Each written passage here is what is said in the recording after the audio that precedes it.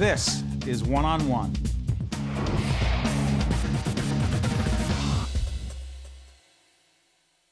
We are back. Joe Piscopo is joined by his colleague and his producer, Frank Morano.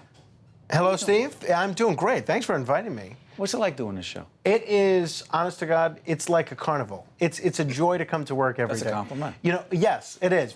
When we come back from commercial, I have to say to Joe, as the bumper music's playing, you know, this show really gets in the way of us hanging out.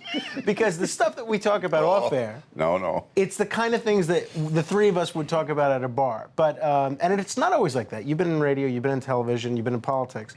And there's so few people that can bring that kind of magic to a microphone and behind the scenes. And Joe, if he's not really as genuine as he appears on the radio, he certainly has us all fooled. And the other thing about Joe, which is fascinating, is that, and you should appreciate this, Frank, as a great producer, will say, if I'm doing some commentary on the show, all right, here are the three topics Joe wants to talk about, A, B, and C. Those are none of the things we ever talk about. And what are you thinking when that's going on? By the way, that's it, and it's live. It's happened. We're never and then, there. by the way, and then a text comes from Frank. Sorry, Joe went another way. And then Steve preps, when he preps for the topics, you're so great, because I know you're prepared, being the professional that you are, and I'm everywhere but where we should be. I wouldn't mind if I hadn't just written out all sorts of notes. Because he wants them. Yeah, exactly. Oh, exactly. And you enjoy that part of Joe's professionalism? I do, actually. And you know what? This is what makes, aside from a couple of things Joe mentioned earlier, which is that our show, honestly, is the last place where you can really hear both Charles Rangel and Charlie Rangel. and Rick Santorum on the same show. Or Peter King. Right. But it spans the ideological gamut. But what makes Joe so unique, in terms of other hosts that I work with, is he's really willing always to experiment.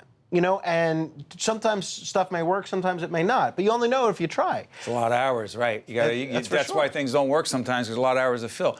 The ensemble thing. Joe was just saying when we were off the air that you enjoy that whole thing. Carson. Right? Yeah. Carson-esque. Yeah. Well, you know what? Not to certainly compare myself to him, but you could learn from Johnny Absolutely. Carson. The great broadcasters are like Dave Letterman, that they would make the guests look good, and then you got to utilize the talent that's in the room. Because Frank and I love it. And one of my favorite things to do, and I shouldn't say because I don't like to put a red flag up so Frank will watch out for it, but while he's in the middle of a rant on something about a big Albany, issue. Yeah, that I ask him, are you still going out with your girlfriend? just to irritate her. Off track. Just irritate. Exactly. It's so much fun. And Al, Frank and I love getting Al, man. This is one of our favorite things. Al is the news guy who refuses to apparently dress up for any reason.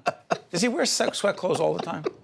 Only every time I've never seen him with a tie. You're right. No, Steve. never happened. You're right, man. And by the way, we invited Al here, but he said it was his wife's birthday. And we think he first time he showed up for his wife's birthday, but it's first time. Yeah, he couldn't pick his wife out of a lineup. But when it comes to using her as an excuse for not hanging out with us, Albert.